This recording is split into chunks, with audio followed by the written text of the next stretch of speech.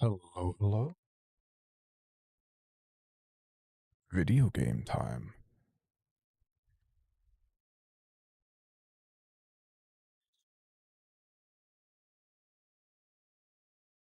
Do need to check something real quick first.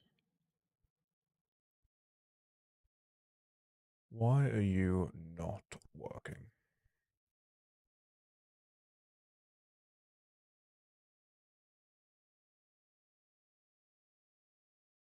Is it because you were removed?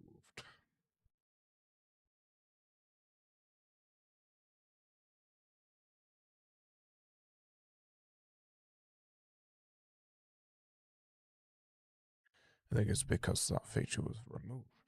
I need to find a plugin for that again. Interesting. Right. Disco Elysium.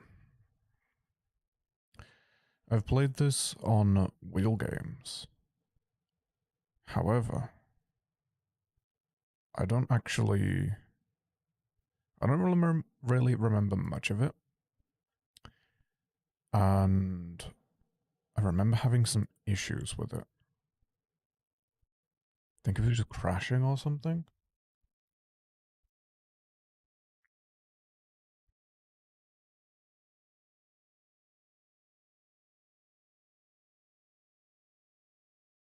Shouldn't be an issue now, though.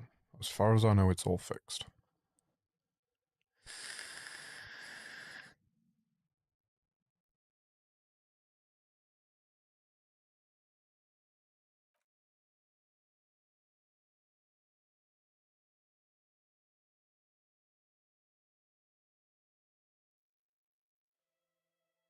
Is there meant to be audio on that? Ah, there is audio on that. Understandable.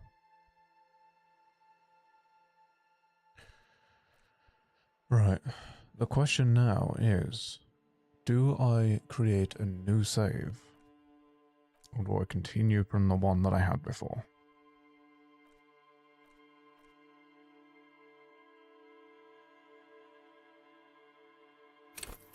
I'll start a new game. Alright.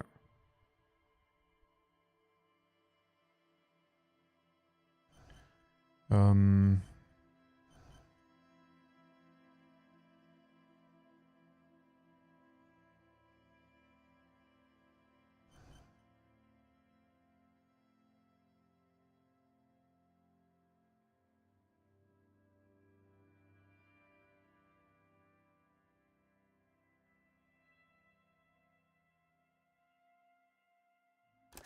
Let's just go with the thicker.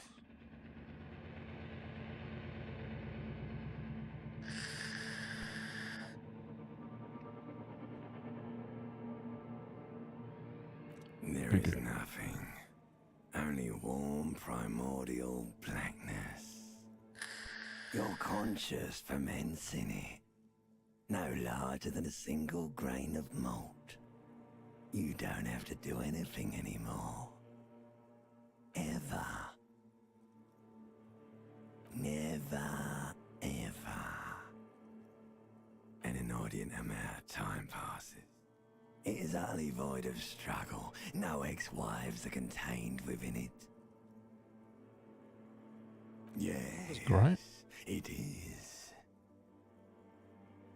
You got it, sweet brother. Nothing upon nothing upon nothing. I know you do, baby. I know. How about you cough up some more of that sweet oblivion? Coming right up, sir. Smooth passage.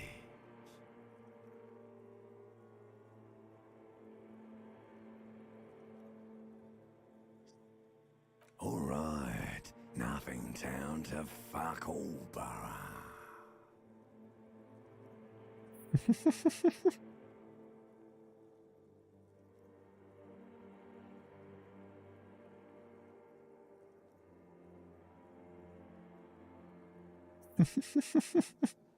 Not you.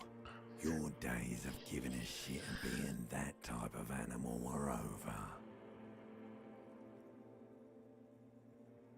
The song of death is sweet and endless. But what is this? Somewhere in the sore, bloated man-meat around you. A sensation.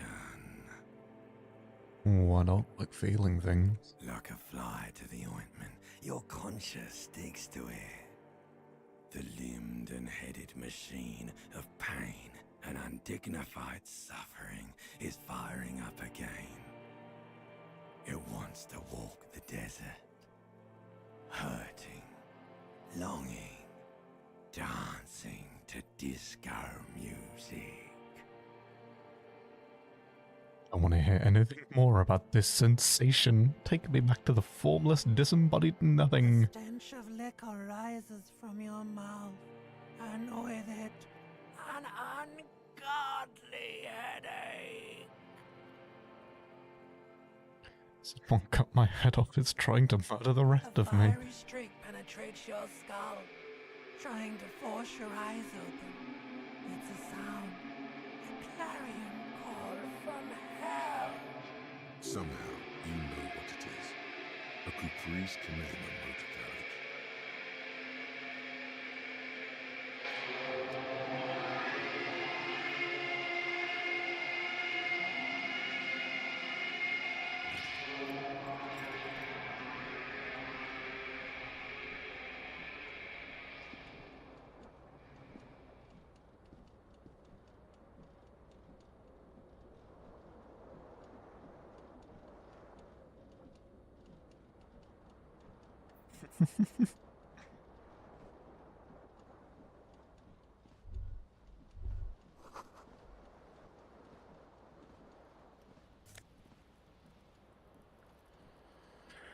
Empty cassette case.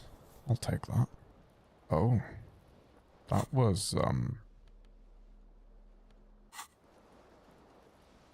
that meant to be like that?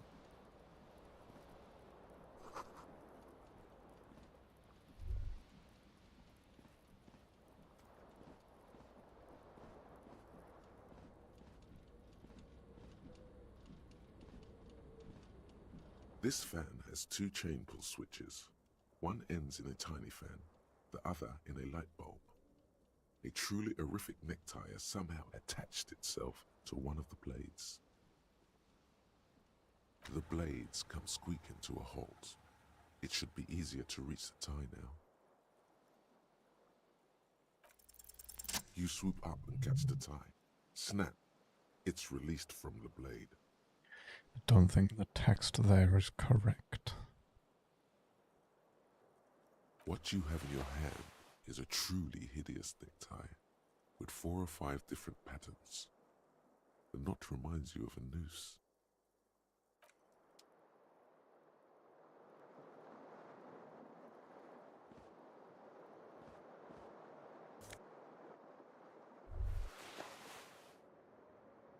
Yeah, I don't think that's quite right.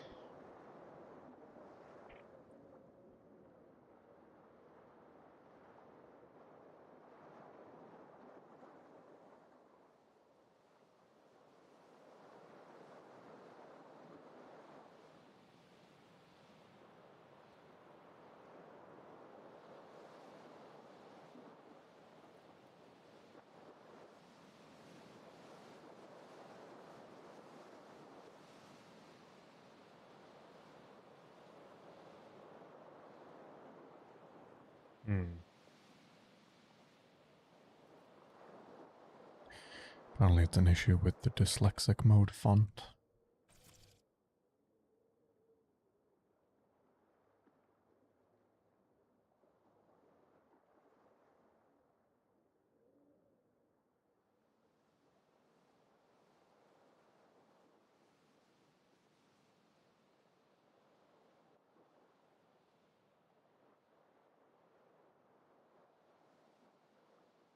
Which integration?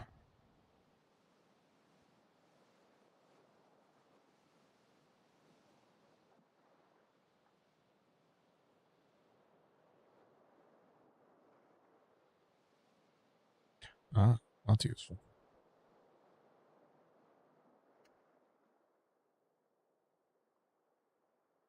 Dyslexic font. Let's turn that off, I guess. You hear a jingle. Keys are clinking in the pocket of your flare-cut pants. It says "whirling in rags" on the aluminium keyring. There is a single key on the ring. The number 1 is etched on it. It should open the door. The Whirling in Rags is a hostel cafeteria on the urban coast, frequented by dock workers.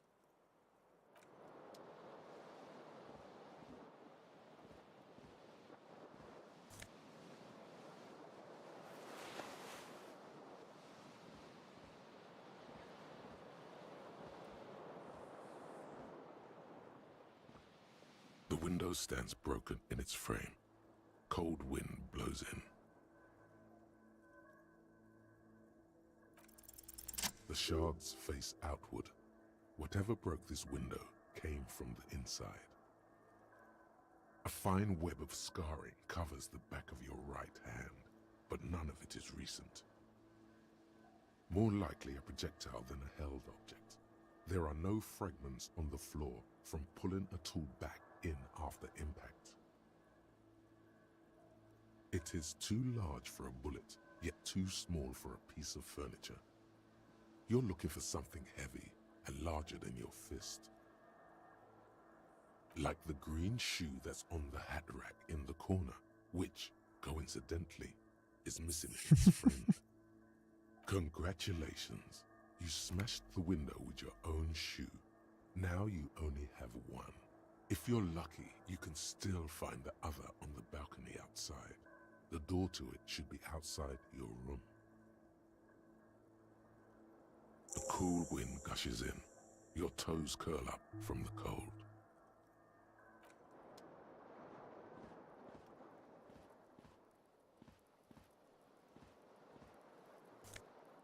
Sure.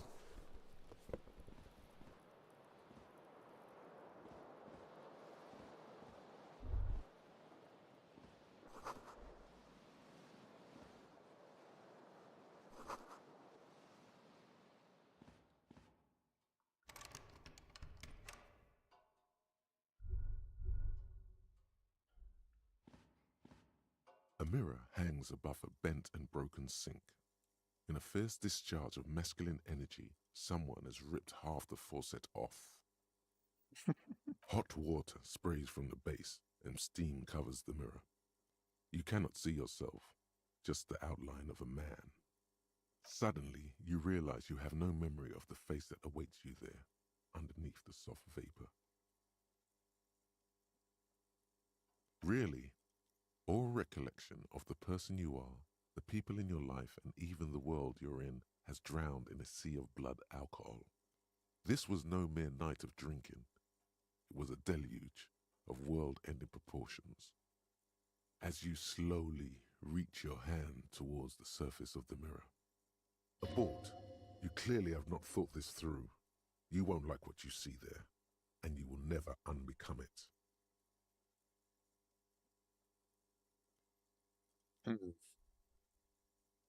Yeah, there is definitely something wrong with it. Where to even begin? There is the bloatedness, then the swollenness. It's like there's an upholstery of alcohol underneath your skin. It's not. It's swollen and snail-like, wriggling between your fingers. Bet you are. Your nose feels like a small balloon in the middle of your face. It hurts when you honk it. It doesn't appear to be a particularly tiny nose either. Not with all the drinks it's absorbed for you. Behold. Face You have jump no scare. idea who this thing is, do you? This is the face of a late-stage Too late. alcoholic. You clearly have rigor mortis on your face. Or wait, is that an expression? Are you trying to make an expression with that face? Why? Please stop. It's horrible. You're scaring yourself. You can't, can you? It's like it's not even voluntary anymore. You have worn that grin into your face, and now it won't come off. What does it even mean? What is the emotion you're trying to convey?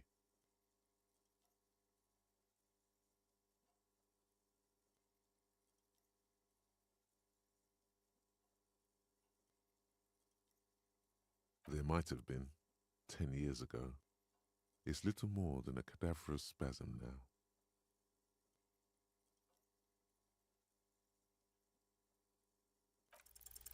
It belongs in the new, the third decade of the current century. Enough time had passed from the failure of the revolution that, for a fleeting moment, free market economy seemed like the ultimate, uncontested way of life for our species. Things were good. It was smooth sailing. People made gold and champagne-tinted interiors and facades to suit the times, calling this the new style. But more importantly, disco happened. For Revachol, your city, that meant only one thing. Guillaume le Million. If it doesn't rhyme, you're not pronouncing it right. Out of the dazzling swirl of disco music, in an open-air boîte de nuit, somewhere in Revachol West, Guillaume's blonde mane appeared on the screen. He sang some bullshit. Then he made the expression.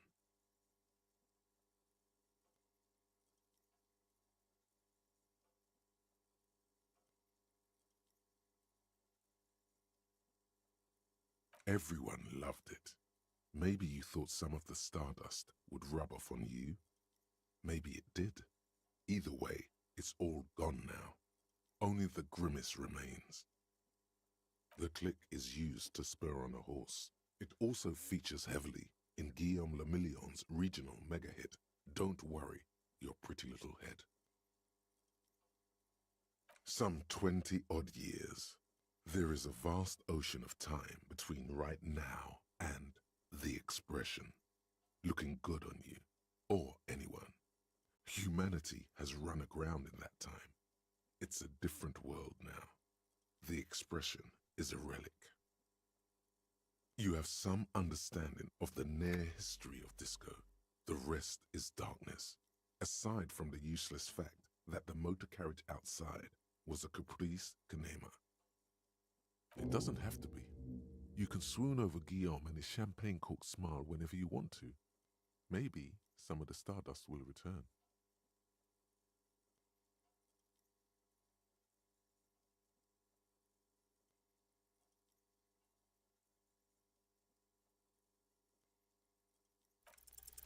It's too late. Like an image on film. The expression belongs to your primary motor cortex.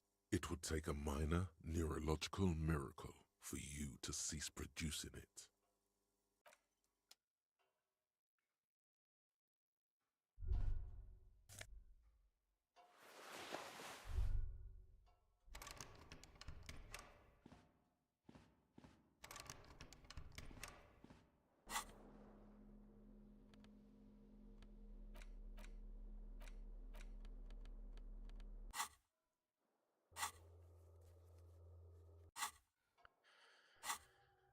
Okay.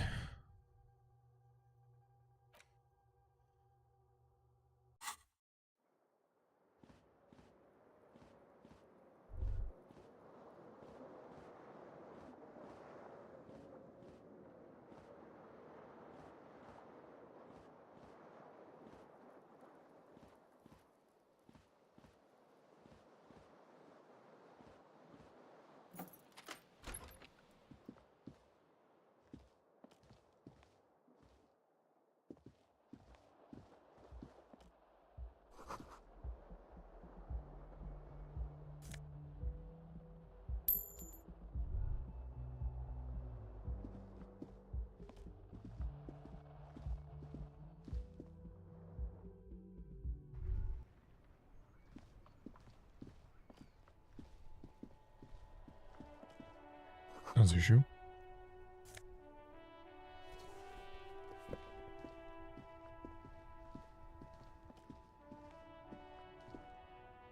There they both are. Two identical shoes, both copiously green, and indiscriminately snakeskin, reunited on your feet, like two baby crocodiles. Good, they're balanced, comfy. Feels like the only good thing about you right now, truth be told.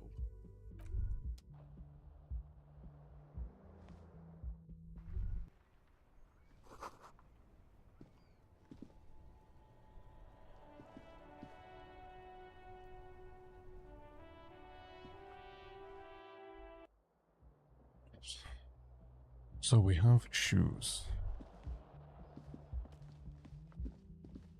Hello, officer. The young woman raises a cigarette to her lips. Her eyes are brown and her face is speckled with birthmarks. She can't be more than 28. A silver jumpsuit falls off her like scale armor, sparkling. This is the sparkle of too many nights out on the city. No.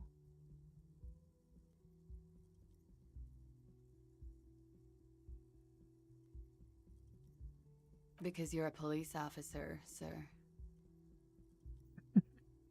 I'm not. Unless you've been shitting us all this time. You've been here for 3 days. On official police business, no less. Couldn't say. In truth, so far, mostly drinking. You have no doubt about the drinking. But do you strike yourself as a tight-lipped drunk? She must have heard something.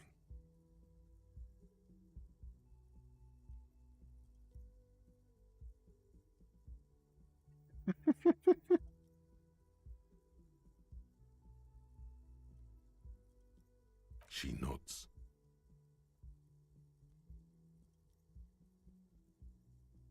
There's a mercenary out back.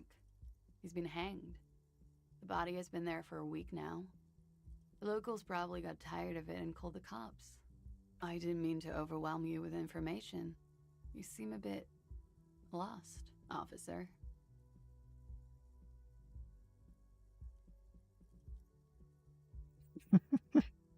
Don't be so harsh on yourself. They let almost anyone be a police officer.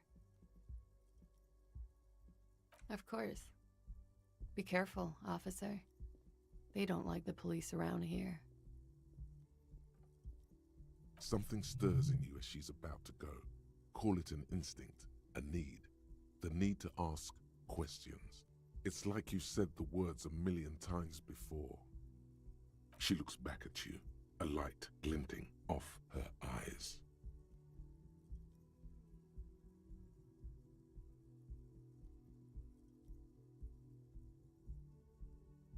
Yes?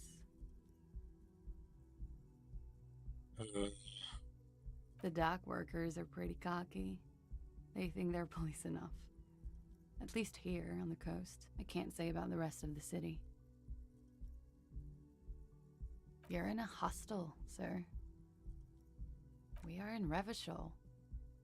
Revachol is the disgraced former capital of the world, divided into zones of control under foreign occupation. Half a century after a failed world revolution, she is central to our moment in time. Forever and ever. And ever and ever, out of the corner of your eye, you see the hair on the back of your hand standing on end. It feels as though low-grade lightning is coursing through you. You must be hypersensitive from the hangover. There was the usual ruckus. Loud disco music. I couldn't say. It's impossible to hear people speaking from over here. Oh, yes. Various artists. Ostentatious orchestration prime among them. Oh, that. Yeah. Whoa. The less said about OO, the better. OO were huge where I come from. I was very young then, of course. Like 7. Life gets hard, but we go on.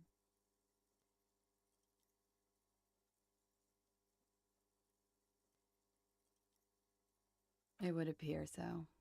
At around 2 o'clock, the disco stopped and there was a change of pace. A slow, sad song started playing, like organ music on repeat. That went on for quite a while. Some of the time, you were yelling along to it. Yes, there was a church in there, a really small church, like the smallest, saddest church in the whole world. It was about that. And also, that it doesn't matter anymore and that we're alone now. It was difficult to tell. The song itself was very quiet and soft, but you sounded like a winded boar, sir. It was hard to understand what you were singing on top of it. Yes, it was very cool. Very cool. It's impossible to say whether she's being sarcastic or really means it. Then you started screaming and trashed the place.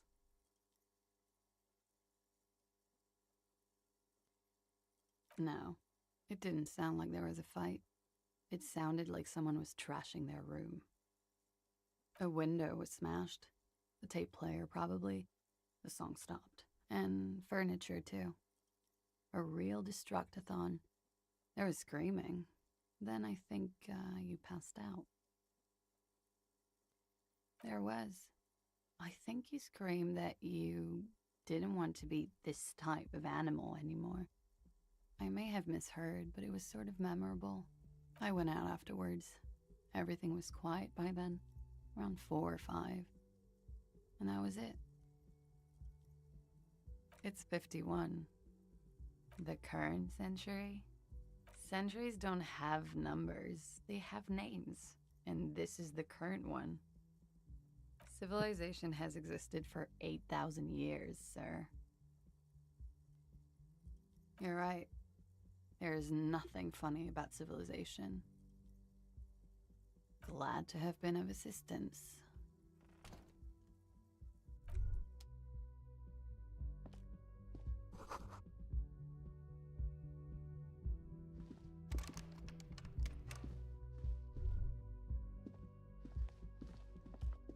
Oh, sprint.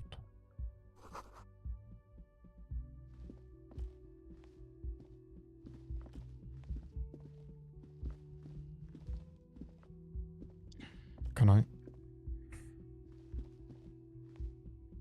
There was a thing that I just click on. Okay. Understandable.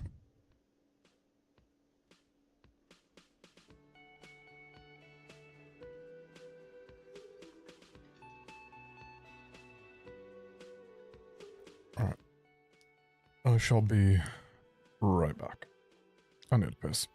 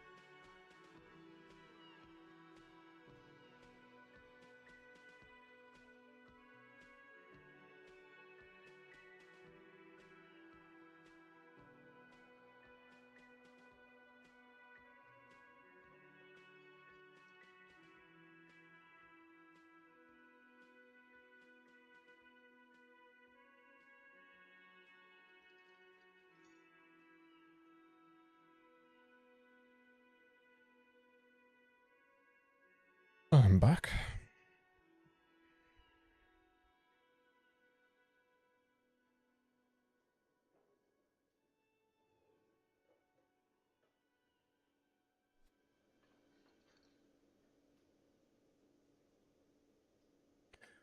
Right.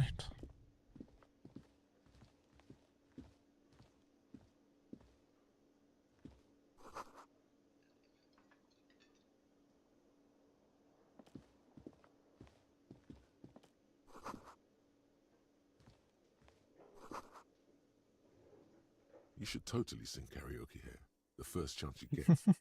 Your emotions need to be expressed. People need to know your vast, oceanic soul.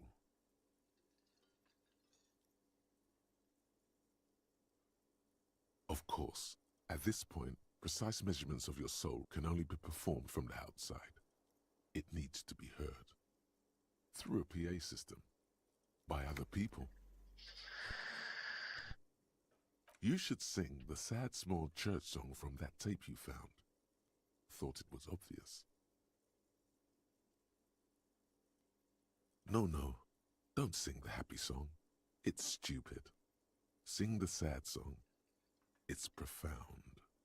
You would need another copy of the tape first, though. The one upstairs is destroyed. Oh, okay.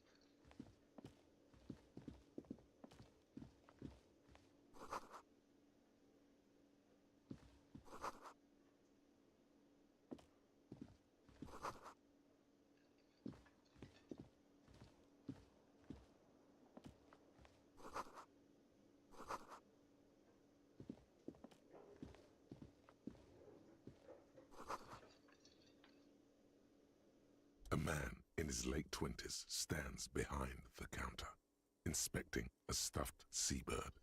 As you approach, he gives you a sideways glance, then looks down again. Everything is cool between you and this guy. He's a big fan. Make some small talk. A competent work of taxidermy. The white and brown seabird lies among piles of coasters and drying mugs. One of its wings broken. The man is trying to mend it.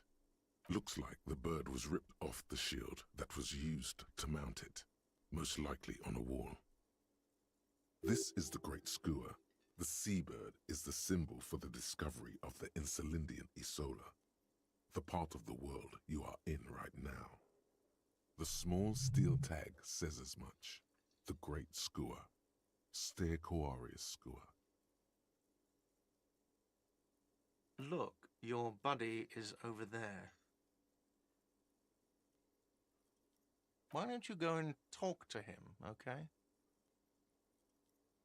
He pretends not to hear you, concentrating on the bird instead. No, I'm not the bartender. I'm the cafeteria manager. He's very animated all of a sudden. This seems like a touchy subject. I have 3 cafeterias to manage. 3. Sylvie tends the bar here, not me. I'm only standing in. She just, you know. His eyes dart from left to right. This man isn't lying, but he is hiding something. So now you're a cop. Oh, forget it.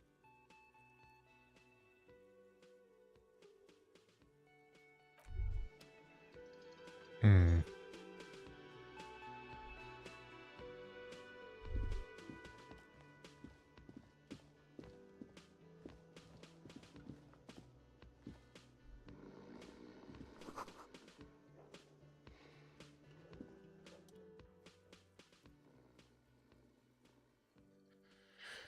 Sleeping at the table.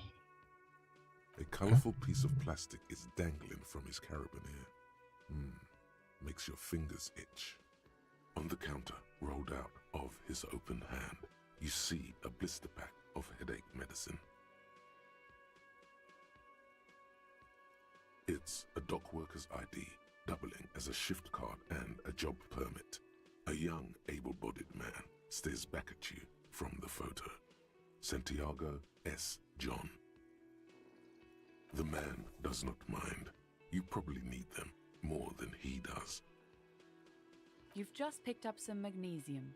This item is stored in the bottom left corner of the screen above your character portrait. Use magnesium to heal your morale if you have morale damage.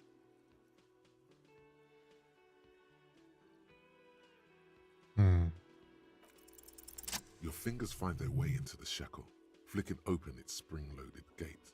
The metal loop holds the plastic ID and a leather-bound pocketbook.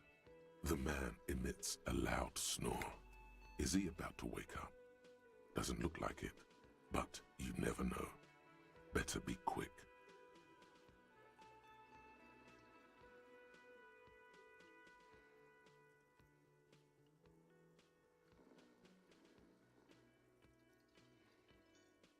You find a black paper note with a woman's profile on it. Seems like this woman lived centuries ago. The note says 5 real. It feels nice and greasy. You slip the plastic ID card out of the loop and pocket it. The man continues to snore. Just for the record, you look nothing like the man on the document. The sleeping dock worker has little to say about your actions. He remains silent. First, I just fucking robbed that guy.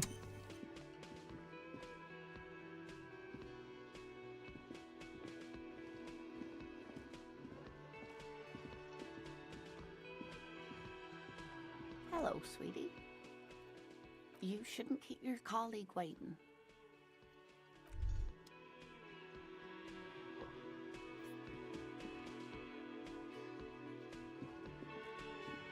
A bespectacled man in an orange bomber jacket is tapping his foot on the floor. As you approach, he narrows his eyes and extends his hand in greeting. On the sleeve of his bomber jacket, as well as on its back, are the same enigmatic white rectangles as on your blazer. Hello, I'm Kim Kitsuragi, Lieutenant, Precinct 57. You must be from the 41st. You realize he's waiting for your name. Concentration makes you squint your eyes. Your name should be deep gold and orange, like a forest fire looming on the horizon, but mixed with the stench of liquor rising from your breath. You're 2 steps closer to it, but there are still many to go. Okay then. It looks like we had a little scheduling error on Sunday. Saturday too, actually. Have you had time to talk to the manager here?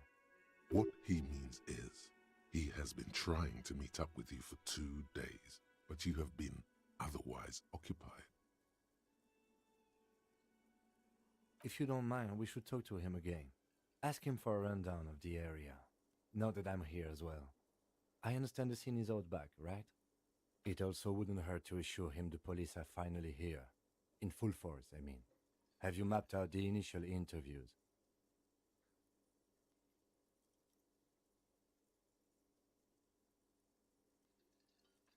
Right. And the interviews? Okay. We'll have time for that after we take a look at the coroner's case. Have you removed the dead body from the tree?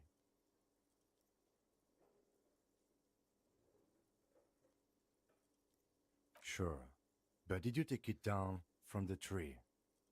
So, the body is still in the tree, where it has been hanging for 7 days straight. We should go there as soon as we are done talking to the owner.